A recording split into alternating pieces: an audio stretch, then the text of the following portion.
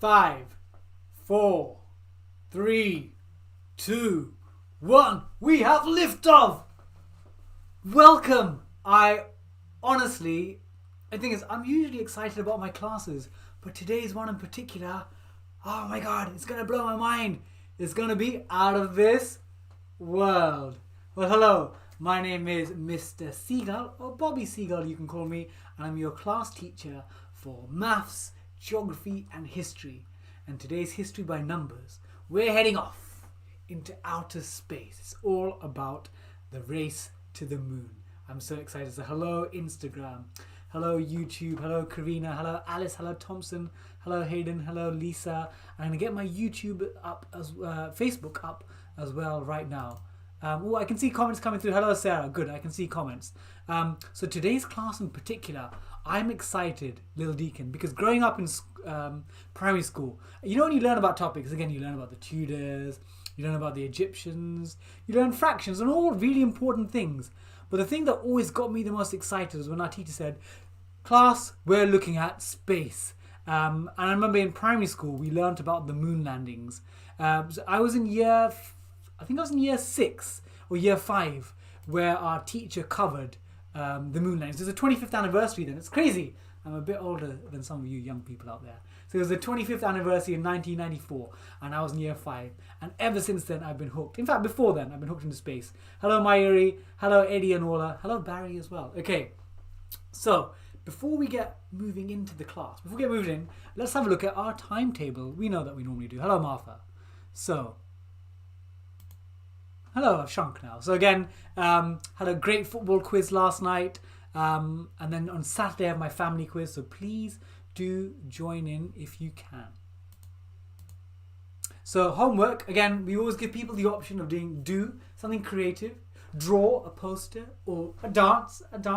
So we had the do's, we had some great, we had Lisa setting me up as a K-pop character, Bobby Seagull in K-pop, Gangnam Style. That's very cool. Thank you so much.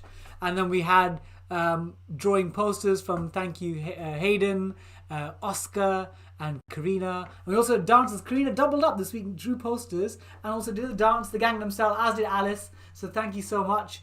Fabulous to see you all getting involved. Again, send in your homework. I'd love to see what you're getting up to in my lessons. Thank you so much. So it's now time for us to look at the class. So we're going to do the race to the moon. The race.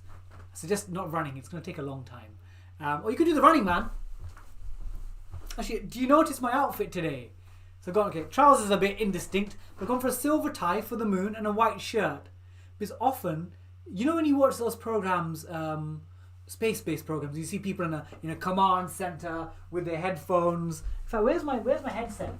Where's my headset? Oh, it's somewhere here. Here's my headset. They wear those headsets and they're like, command center, we're calling you in. Well, I wanted to go for that look today, didn't I? I'll put this on later on when we're speaking to the mission itself. So we're going to look at the first satellite in space. We're going to look at the first human in space. Then we'll look at the role of JFK, John F. Kennedy, in inspiring the American nation. Then we'll actually look at the Apollo program, which sent the Americans to space. And then finally, the moon landing. And then as usual, we have our homework that I set, the quiz, pay attention, and thoughts from Mr. Seagull. And again, I tried to link it into the class. So, before we're going to head off on our journey to the 1960s. We're going to head off very soon. We get our Back to the Future style car. Before I do that, let's set a bit of context about space and the importance of it. So, we're going to head off to the 60s. But space had such a huge legacy on our modern life. So if you think about it, our foam mattresses, the beds that have memory foam, or even freeze-dried food, or the LED lights used in cancer treatment, or even the GPS. All of this is the legacy from the space race and the race to the moon. So we owe a lot to our modern technology based on this drive between the Americans and the Soviets. So we're going to head off to space, but I'm going to show you how far the moon is, just to give you a bit of context. So the moon is, I've got my chalk here, 200 I'm a maths teacher, of course I'm going to get numbers in. 240,000, roughly, miles away. I actually did a lesson this morning with my year 8 students, and I said the Earth to the Moon, Earth to the Sun is 150 million miles away. And one of my students said, Mr. Seagull, it's actually 149 point something. It's true, but we round things to make things easier. So it's roughly 240,000 miles from the Earth to the Moon.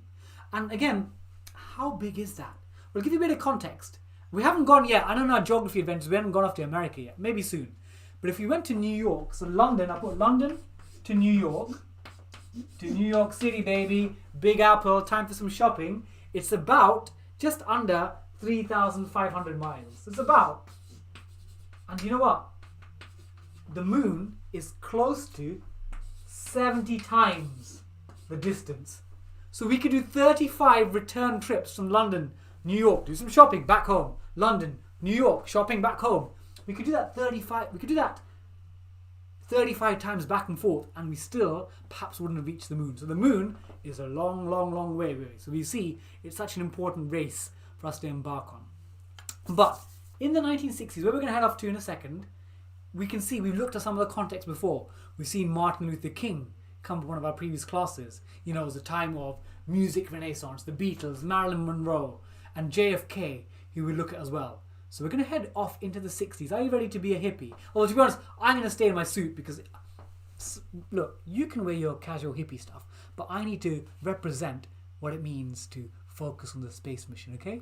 Okay, so we're going to get going. We're going to hop on the Back to the Future DeLorean car. And actually, for my Monkman and Seagull series 1, I got to drive a Back to the Future car.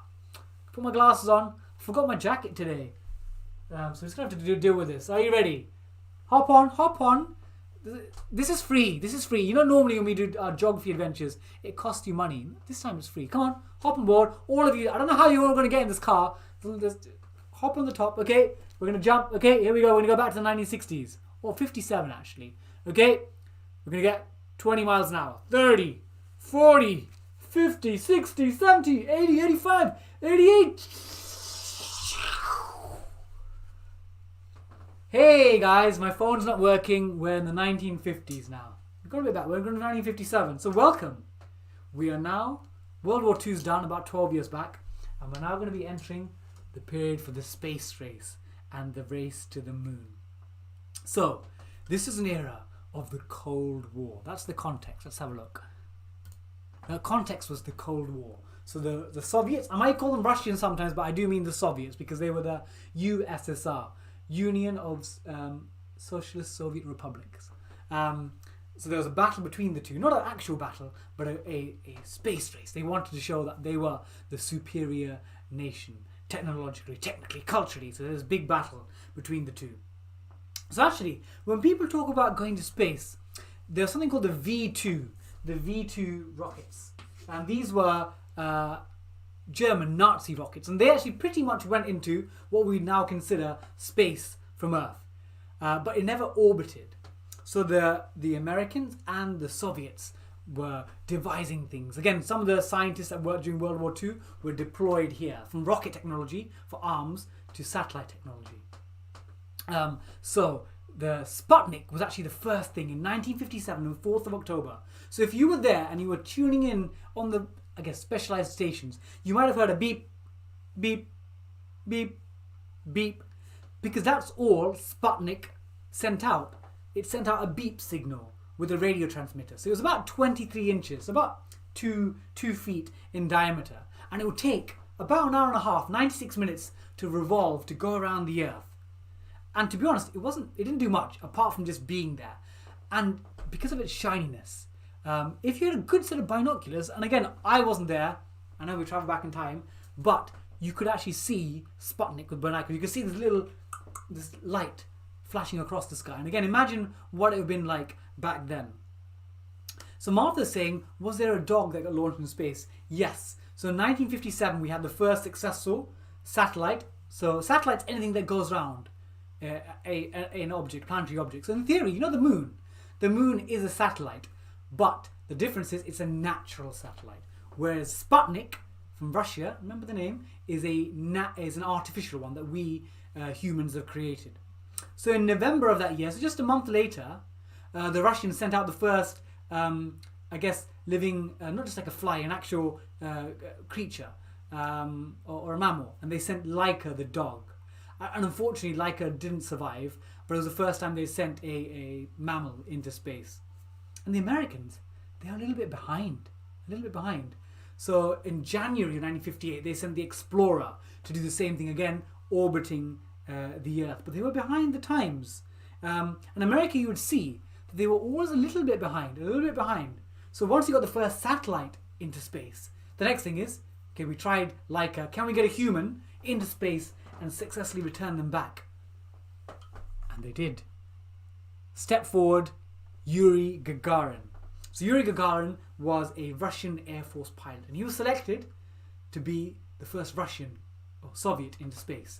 So on the 12th of April 1961, Yuri Gagarin went into space, and I think he was there just in the Vostok spacecraft for about 108 minutes, not very long, under 2 hours, but he made it, and he returned back safely to a hero's welcome. And he's honestly an absolute national legend. Like if you think of like all the biggest sports stars, Usain Bolt and David Beckham, maybe even the Beatles, you combine that all together, you get Yuri Gagarin, an absolute sensation.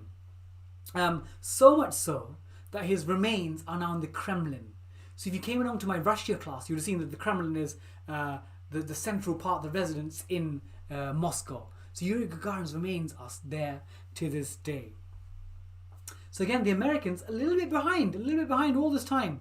So it took them another 10 months for John Glenn, the American, to be the first astronaut in space. And again, there's a bit of a distinction of words. So there's cosmonaut, which is the Russian version, Cosmo, and then we have astronaut. So we have a cosmonaut and then astronaut. So John Glenn became the first, you could say technically the first astronaut in space, but he wasn't the first person in space. Then a couple of years later, by 1963, a lady called Valentina Tereshkova became the first woman in space. So again, Russians had the first person in space, and the Russians had the first female in space. The Russians are really much more advanced. So I've got some Instagram questions. Can't quite see. So they're talking about oceans. We'll come to seas on the moon very soon. So we've now looked at the first satellite in space. We looked at the first human in space. It's about middle of the lesson time. It's time for... You don't see many space people dancing, but you're going to see some now. Okay, we're going to look at some music and dance. So we're going to do a bit of a fun dance in a second, because that's what we always love doing. But actually, music was inspired by the space race. And again, there's so much. Again, if you just Google music inspired by space, you find so many things. You find intergalactic. The Beastie Boys, your parents may have heard of it, was inspired. But there's two pieces I particularly love. We'll play little clips. So one is David Bowie, one of the greatest musicians of all time. And David Bowie, I'll play you a bit of it. So he had Space Oddity. And have a listen to this. This is ground control to Major Tom. Can you hear us, Major Tom? Can you hear me, Major Tom? Can you hear me? So David Bowie did a song about ground control to Major Tom.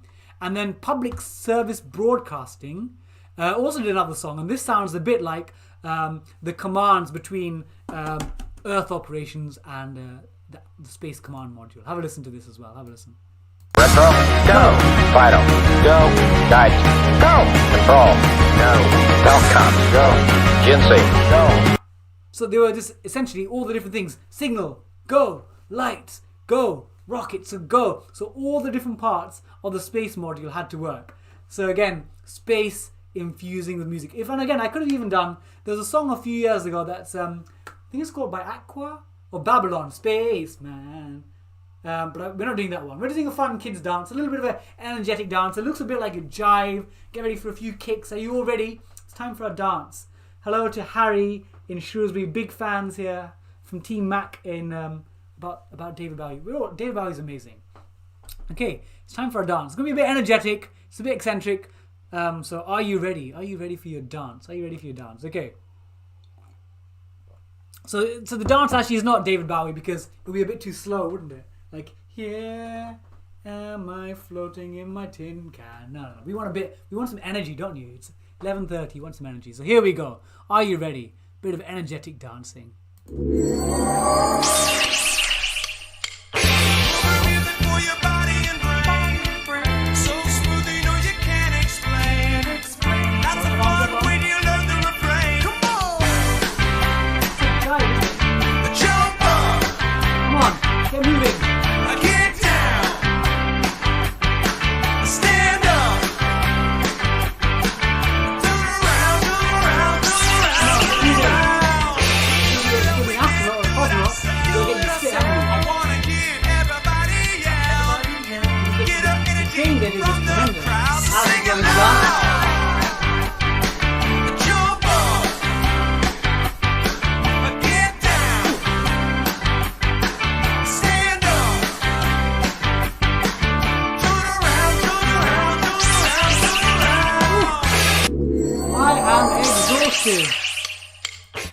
Oh my god, how are you?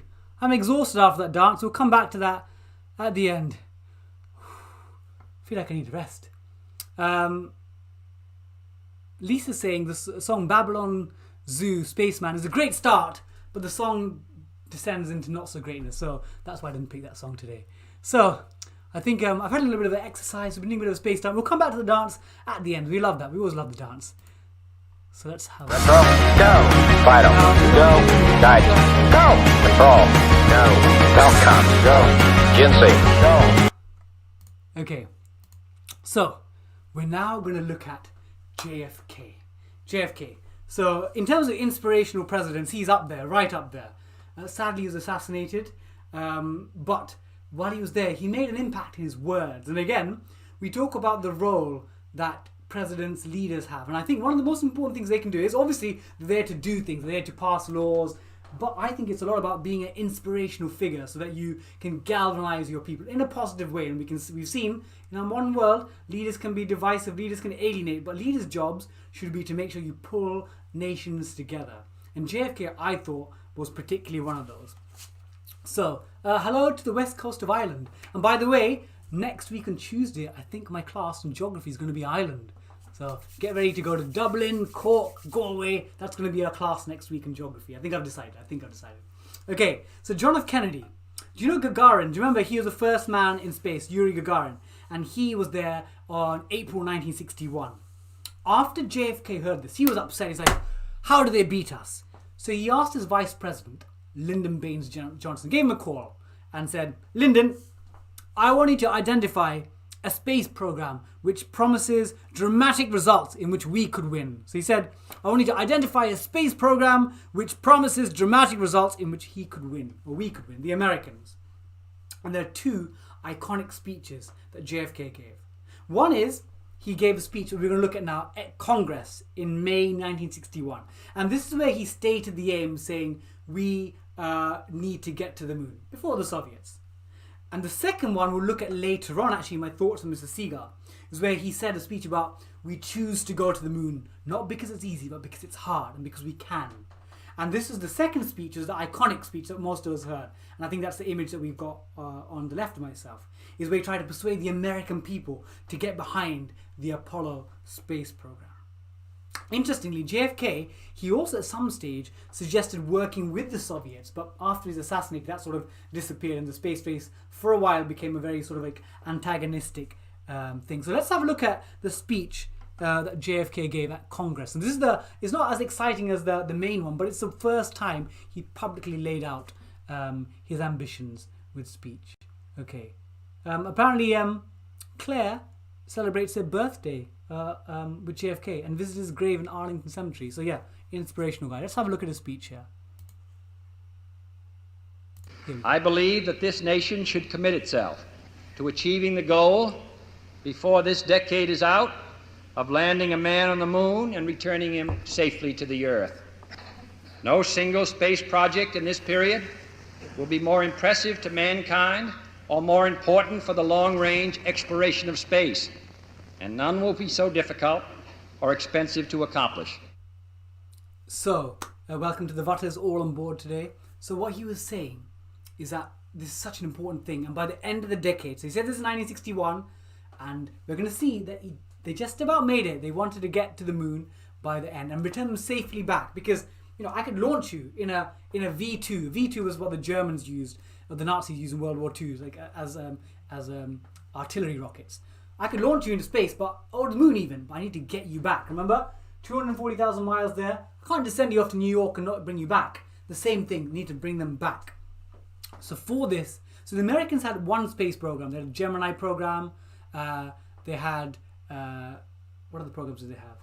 They had the Gemini. They had the Mercury, and then the Apollo program. The Apollo program is there. So let's have a look. So the Apollo space program is the name of the program that would eventually send the Americans to the moon. And this is a huge organization. Again, I love my numbers. I'm a maths teacher. So at its peak, I'll just give you a sense of the size of the Apollo. At its peak, they had 34,000 employees full time, and they had up to 375,000 who were contractors in. So can you imagine that? At some stage, they've had 400,000 people involved, 34,000 full time, and 375,000 contractors. Lots of people. And in fact, for the Apollo space program, the most important part I thought was something called the, if I can draw it, really bad drawing, is the Saturn V, this rocket. The Saturn V is 110 meters tall, 110 meters tall. And it's still, to this day, the tallest and heaviest rocket propulsion system. So that was what the Apollo would be attached to. So the Saturn V. So the Apollo space program is what essentially got the Americans to the moon. So we're going to head off to the moon. But I'm going to roll up my sleeves now, because now this is the serious bit. I'm going to roll up my sleeves because that's why we all came along here today. We came along to get to the moon, and we've got to be serious because we're going to have to get this team of 3 astronauts onto the moon. Are you ready? Are you going to roll up your sleeves? I'm going to get ready. I'm going to get my headset on as well, because we're going to have to be speaking to ground control. There's no Major Tom available. Are you ready? This is the most important part, because we're going to get to the moon. I'm going to have a bit of water, because I'm making sure that we can't have any mistakes. Okay, so we're going to go on our mission. So it's 240,000 miles away from the Earth. It takes 3 days to get there. And we're in 1969. So it's about July the 16th, 17th. And remember, JFK, he told us in 1961, he wants to get people onto the moon and safely back. And that's the mission. And now we've already got 5 months before the year is out. And we've got the Apollo mission. We're very confident about that. Mission. But in order to train our astronauts, what we do is they walked sideways on walls. So imagine being held up by strings and walking sideways. So they'd walk sideways on walls to help them prepare. And by this stage, sadly, JFK was assassinated in 1963. So the President of America, here we are. The President is Nixon. Nixon is the President. And Nixon actually, he'd prepared a speech about if the astronauts didn't make it back, because there could have been multiple accidents on the way. 240,000 miles there, 240,000 miles back. They could have died. So he prepared a speech just in case, saying we're very sad about their loss. So again, we're going to see. Again, thankfully, he didn't have to deploy that. So we're going to get onto, we've got the Saturn launcher rocketed off about July the 17th. And on top of it was a lunar module. And the lunar module was called the Eagle. So when people say, the Eagle has landed, that's what they mean. It was a lunar module. And I'll tell you the technology that Armstrong had. Have a look at this. What is this I've got here? Anyone fancy some peanut butter and jam? This is not a radio. This is just a toaster. It's just a toaster. So, you know why I got a toaster up? I know. I'm not going to make any bread, am I? I'm not going to make any bread or toast. So this toaster here actually was more advanced than the Apollo 11. So it's the Apollo 11. Then the Apollo 11 command module. So again, we've got control, it was a bit greasy. Control the temperature, the on and off toggles. This is, again, it looks really humble, doesn't it? And people often say, I've got more processing power in my phone than the Apollo 11 lunar module. Actually, it's not even that. A toaster, a simple toaster, is more complex. in terms of what it can do with the basics. So there you go. We're going to try and get these people onto the moon. So the team consisted of 3 people. There was Neil Armstrong, who we all know as the first man on the moon, and then Buzz Aldrin became the second, and then Collins, who would operate. The poor Collins is not well known. I think it's Edward Collins, if that's correct, or Collins. He would be on the outside, just making sure that things were all in order. So the aim was, they wanted to land on the Sea of Tranquility. It's not water, but it's like a smooth area. But initially, when they were approaching the moon, they found that the area they were going to land had boulders the size of cars, boulders. And Neil Armstrong had to manually take control of the Eagle. And this is how close they were to disaster, and how close they were for Nixon. Michael Collins, thank you, Kieran. Michael Collins. I knew it was Collins. I couldn't remember which one. Michael Collins. So Michael Collins is the other person there. But Neil Armstrong had to manually take control. And they were 15 seconds of fuel away. And they would have lost, the fuel would have been out. So imagine 15 more seconds, 15 to 30 seconds more, and they would have run out of fuel, and it would have been a disaster. They would have been stranded. Again, it shows you the margins between victory and success are very fine. But after the 15 seconds, they landed, and this is what happened. Okay, Neil, we can see you coming down the ladder now. Okay, Neil, we can see you coming.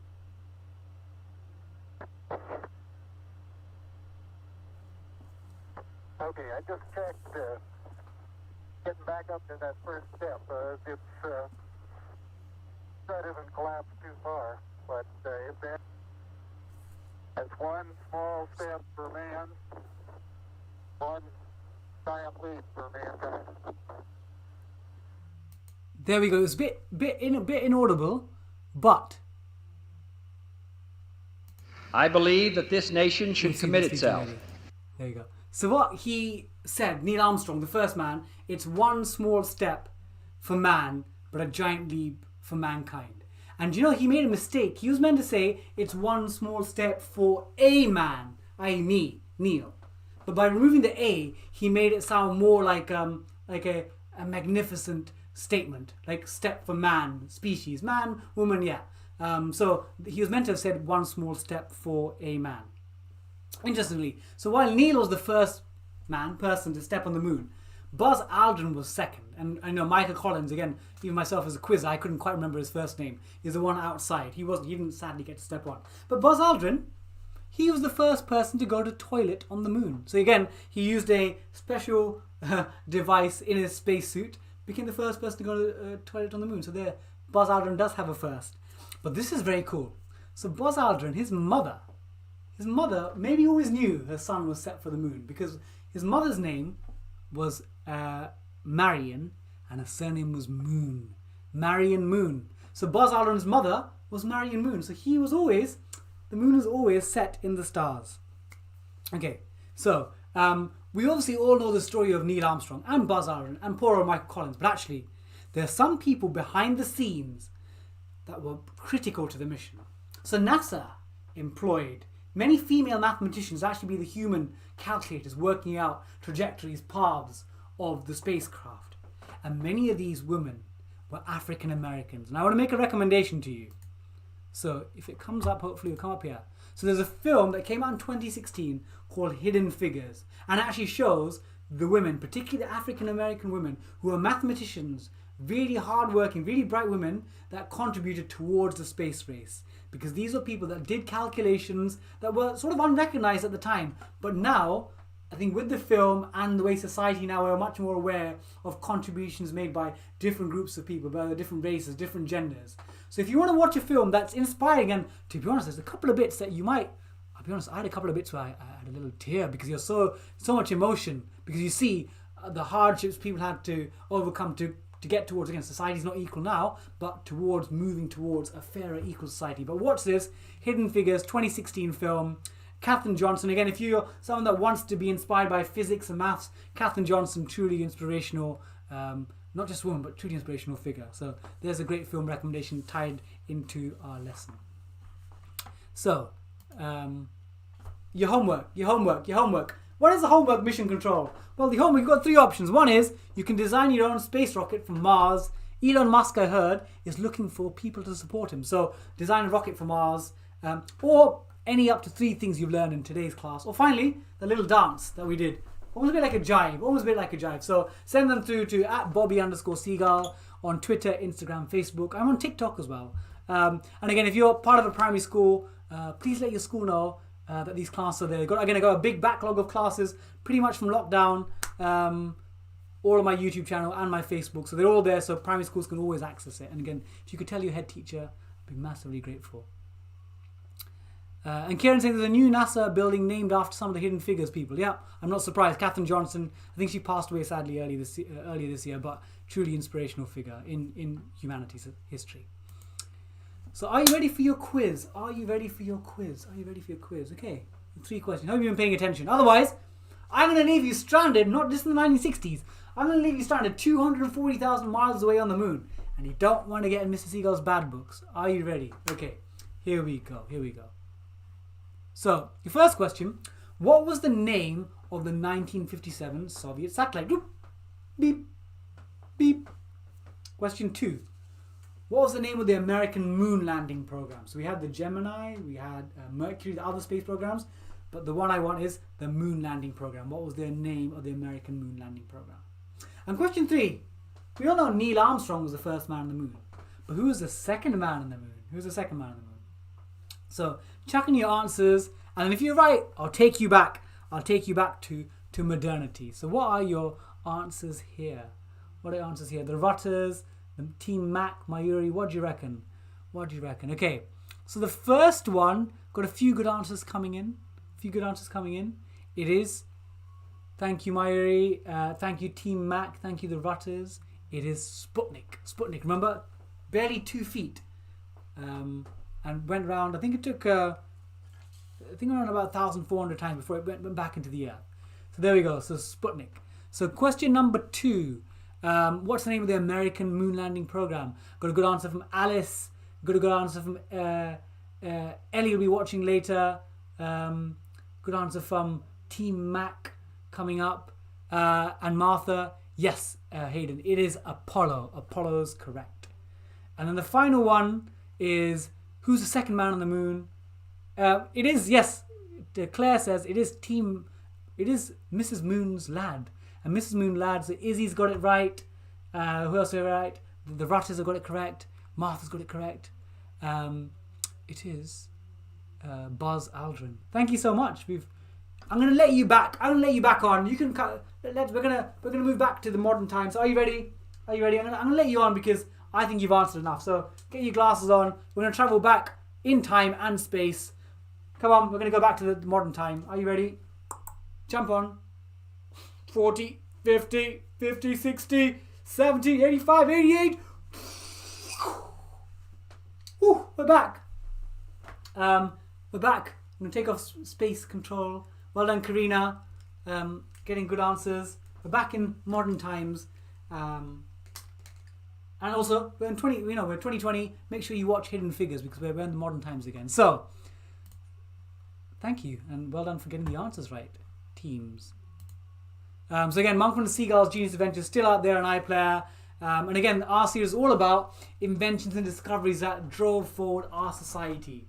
Because we see there's ideas, there's themes, there's people like JFK who made those inspirational speeches. There's the scientists, the mathematicians like Katherine Johnson. But lots of people, the writers, the creative writers that inspire. Like we had Jules Verne who wrote a book about was a journey to the moon. So we had lots of people, writers, creatives, scientists, technicians, engineers, all working together to drive forward society's progress. And we saw that in Monkman and Seagull's Genius Adventures. And I think it's still on iPlayer if you've missed it. So still just about on iPlayer. So, thoughts on Mr. Seagull. So, can you, we're going to calm down a bit. So, if you take a step. Okay? So, we're going to take a couple of breaths in. A breath in. Breath out. Okay, deep breath in. To the bottom of your lungs, hold it, and then breathe out. And one more. Deep breath in. Hold it there at the bottom of your lungs, and breathe out. Okay. So, do you remember I talked about JFK's speeches? And again, my sleeves are rolled up. We'll keep it rolled up. Actually, no, roll it down in memory of JFK and his great speech making. So JFK made two speeches. One we saw was in May 1961, and that was to Congress, and that was the one that we saw earlier. But the second one is probably more iconic speech, and this particular line, I'll read it to you. And he says, "We choose to go to the moon, not because it is easy, but because it is hard." So we choose to go to the moon, not because it's easy, because it's hard. And again, that's an amazing statement. And you can change that for anything. I choose to learn a language. I choose to learn to drive. I choose to improve my maths. I choose to get on better with my parents.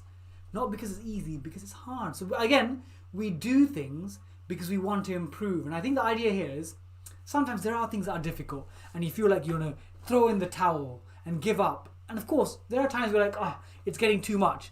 But the key thing is hard things are often worth pursuing, worth persisting. And again, if with something pretty much not more powerful than a toaster can get Neil Armstrong, Buzz Aldrin and Michael Collins to the moon and back, we can surely do things that are beyond our realms of possibility. So always believe it's possible. Again, we choose to go to the moon, not because it's easy, but because it's hard. Sometimes doing hard things really make us advance and progress. So there you go. That's positive thoughts of Mr. Seagull for today. So again, family quiz on Saturday. So next week we're going to go to Ireland for geography, and I've pretty much decided that. Hopefully I won't forget. And then on Thursday, it's Wednesday football class, and on Thursday, I think, so next Saturday, my family quiz is going to be about South Asian Heritage Month. So there's a Black History Month, and so people from South Asian communities, so like India, Pakistan, Bangladesh, Sri Lanka, Nepal, Bhutan, Anita Rani, who you might have seen on BBC Country File, and she was on Strictly before. She set up a month celebrating South Asian history. So there's going to be a family quiz. And again, you know my quizzes.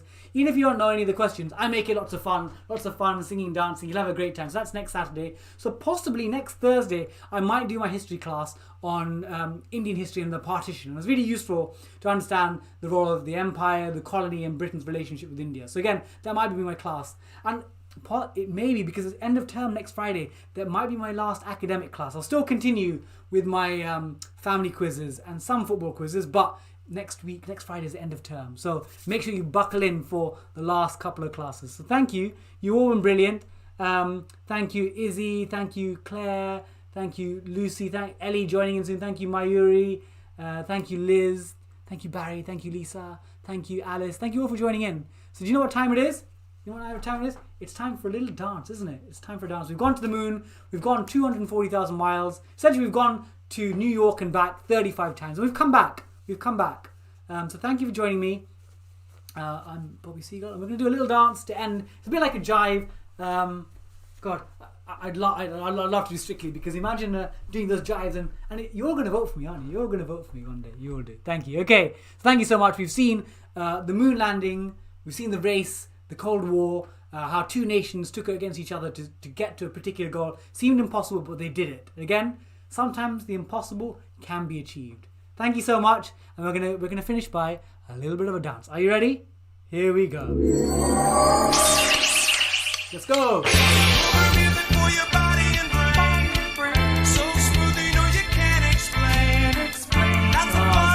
in. Thank you so much. Ooh, that's definitely driving.